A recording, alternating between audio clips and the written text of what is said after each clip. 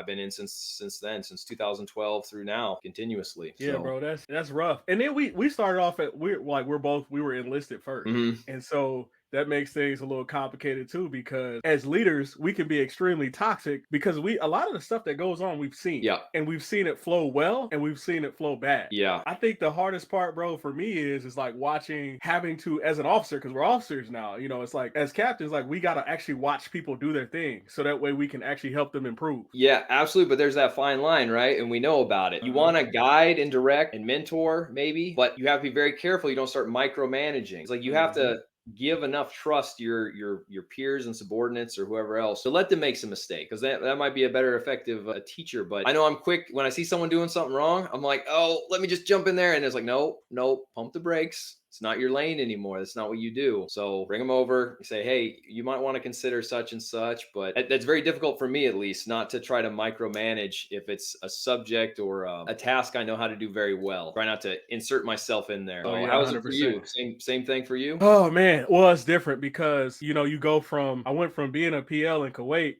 platoon leader, to where like you're really into it, Hmm. to going, I'm deploying with a brigade, but I'm on a staff, right? Yeah.